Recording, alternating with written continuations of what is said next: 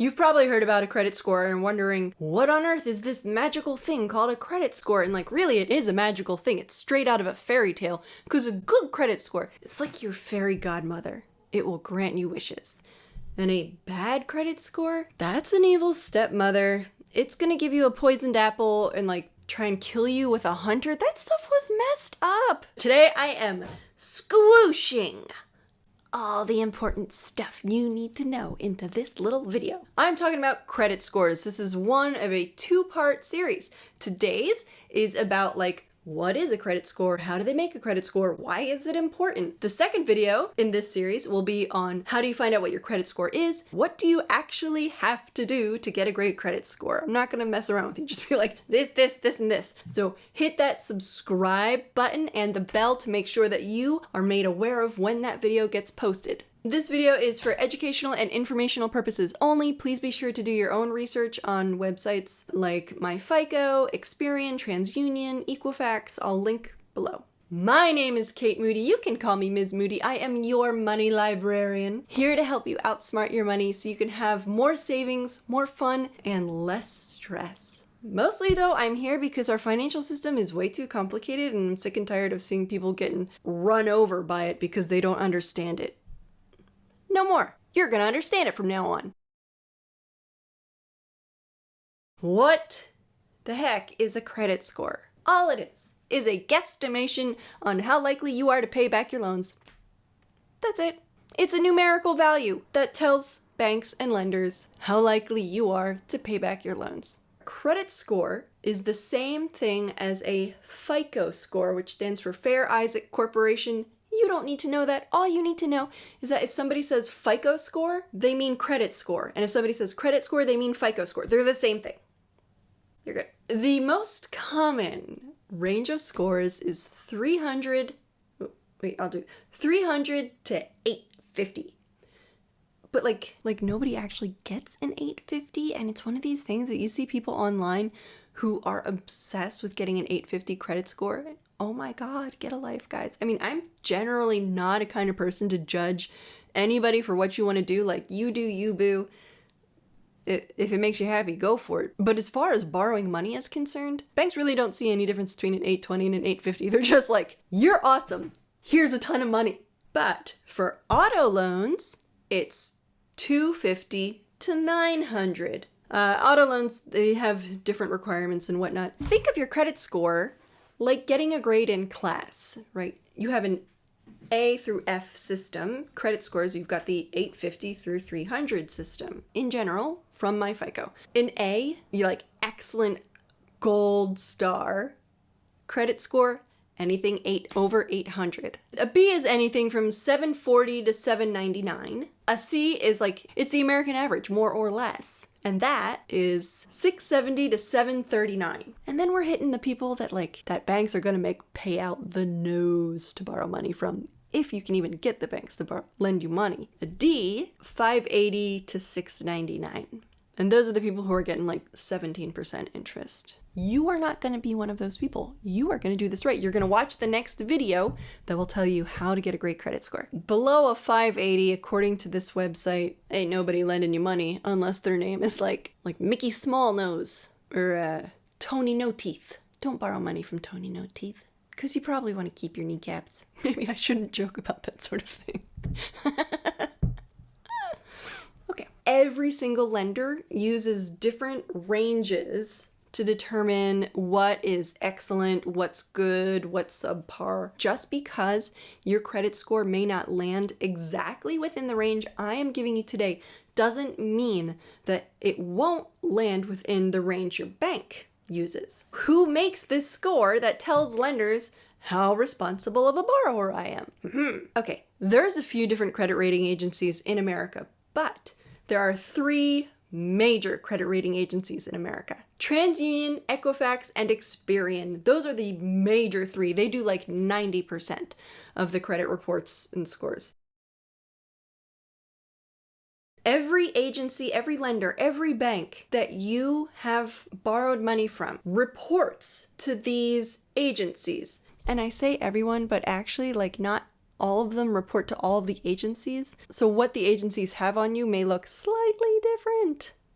I know, it is a very imperfect system. The people that you've borrowed money from report every month to these agencies about whether or not you've paid, about how much is left on your balance, how much credit you have available to you, all that kind of stuff, every single month. The credit reporting agencies compile all this data on you, and they create a credit report using their proprietary equations that they don't really let us know what they are. I mean, they kind of let us know what they are, but they hold a lot of information back. They calculate out how likely you are to pay back loans based on all the actions you've taken with other lenders. Is it a perfect system? Nope, because there's a lot going on in your life that those credit reporting agencies aren't aware of, and they're not taking into account, and there's not much you can do about it. But it's like the best that we got right now, and it's what everybody uses. These credit rating agencies,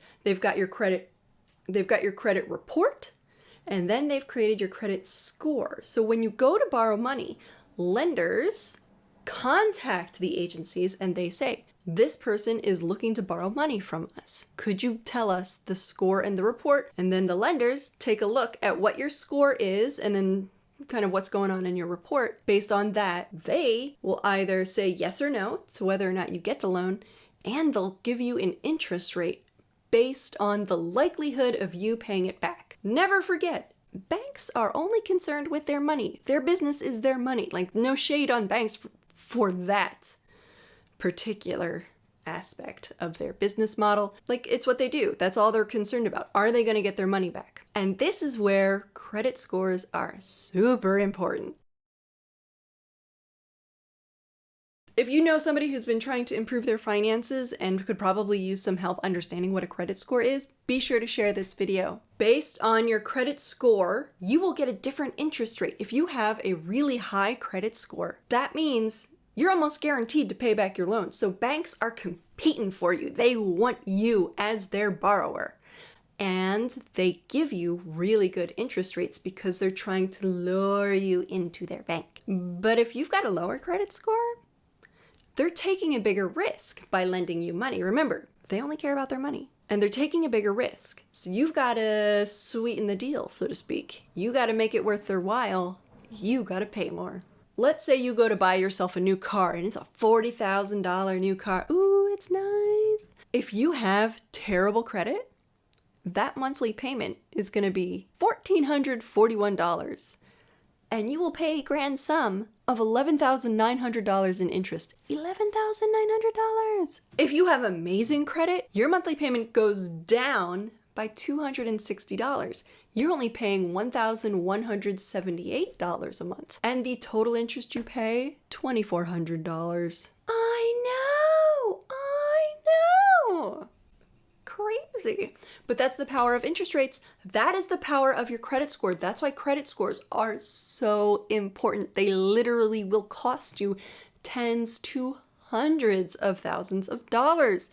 Let me show you how. That was just a $40,000 car loan. What about when you want to buy a house? You go to get a $350,000 30-year mortgage. You can have a credit score all the way down to 500, and they will give you money. For a car, for a house, that's a lot more. Baseline, the lowest in this scenario score you can have where they will give you that mortgage is a 620. It's 120 points higher than to get that car. With a 620, your monthly payment is $1,700 a month. It's just over $1,700 a month. The total amount of interest you pay over that time period, $267,000. $267,000! What? Versus, if you have an amazing credit score, your monthly payment is $300 less. Your monthly payment's only $1,400, and the total interest you pay is $157,000. That's $110,000 less. This is why credit scores are so important. Imagine you have both this car loan and the home loan. When you have an amazing credit score, you're saving yourself hundreds of dollars every single month. What could you do with 500 extra bucks a month? And having a good credit score will save you that much money, like $500 a month. if you were in borrowing these monies. All right, great. Those are the credit scores. How do they calculate it? What's important to them? Again, think of it like class grades. You may take a class and 35% of your grade is tests. 30% of your grade are papers. 15% is a presentation. 10% is attendance, and 10% is participation. For your credit score, 35% is whether or not you pay your bills on time. Yeah, that is easy to do. They're just like, your bill was due on the 2nd. Did you pay it by the 2nd? Great. Here's 35% of your credit score, A+. 30% is called credit utilization rate. Credit utilization rate just means like, of the amount of credit you could use, how much are you using every single month? Let's say you have 4 credit cards. You've got a credit card with a $5,000 credit limit, meaning you are able to spend up to $5,000 every single month on this card. You've got another one with an $8,000 limit. Your third has a $13,000 limit. And your fourth has a $2,000 limit. In sum, that means when you add up the total amount of money you could be spending every month on your credit cards, that would be $28,000. Your situation will be different. Think about this from the bank's perspective. If they have a borrower who comes in and says, I would like to borrow money, they look and say, well, of the $10,000 you could be using on your credit cards every single month, you're using $5,000. That means you're using 50% of the total amount of money you could be using. That is a lot of money. It kind of sounds like you're short on money if you're using 50% of your credit cards and you're coming in looking for extra cash. And remember, banks don't like to give money to people who need money. Versus this other person comes in who has the exact same life, exact same expenses, exact same income. Everything is the same. The only difference is that they've got a bunch of credit cards and their credit limit is $100,000 every single month. They could be spending $100,000, but they're only spending $5,000. Bank looks at them and says, you're only spending 5% of your available credit limit. You must be flush with cash and really not need any. Thus, we want to give you lots of money. That's what the second biggest chunk of your credit score is made out of.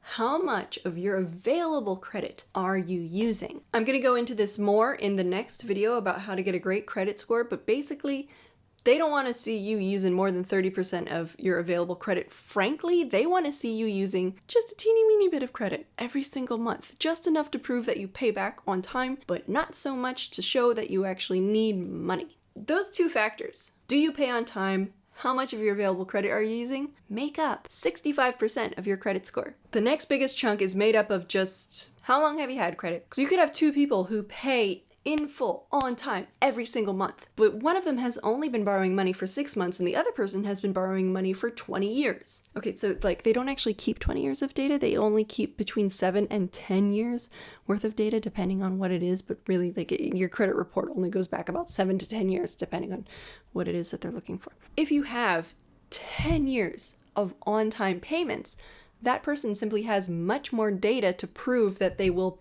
pay on time, as opposed to the person who only has 6 months of data to show that they paid on time. Like, yeah, you paid on time for 6 months, but are you going to continue to do that? Data doesn't bear that out yet. That's something that pretty much just comes with time. Those 3 factors, we're up to 80%. 80% of your credit score is just those 3 factors. And frankly, one of them you can only get with time. So it's kind of like you just do those first 2 for a few years, and the third one comes, and now you're at 80%. Sweet. 10% is whether or not you've been looking to borrow money lately. If you're trying to get money, that tells banks they need money.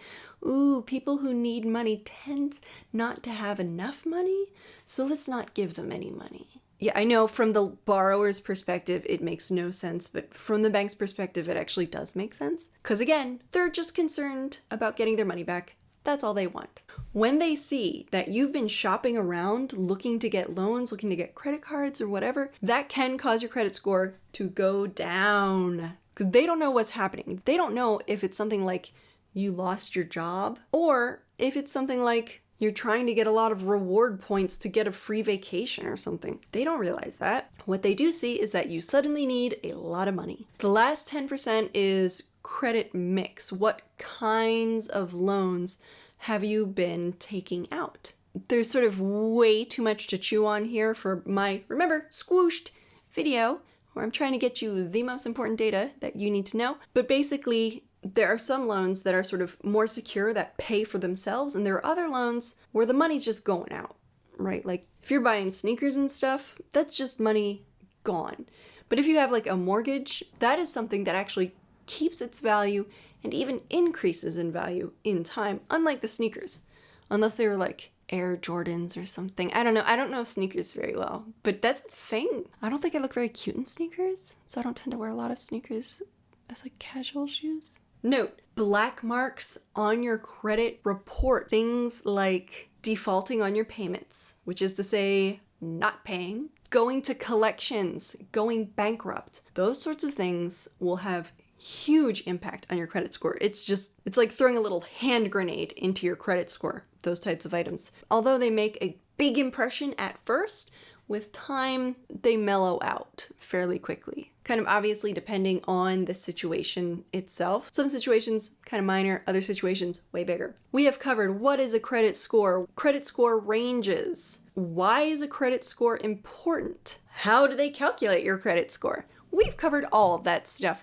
You are now in a way better position to make sure that you have an awesome credit score, so you're the one who's saving tens to hundreds of thousands of dollars because you're gonna have an amazing credit score. Give that subscribe button a boop and the little bell too, like a little ringy dingy, to make sure you're told when my how-to video for how to get an amazing credit score pops up, that'll be in a week. I'm just gonna tell you, like, look, do this, do A, B, C, D, E, F, G, and you will have an amazing credit score, because it's not hard to get an amazing credit score if you have the income. Obviously, there are so many issues in our country right now with income inequality and people not making a living wage and whatnot, but if you're making more than a living wage, even if you're just making a living wage, you should be able to get an amazing credit score. Thank you so much for watching.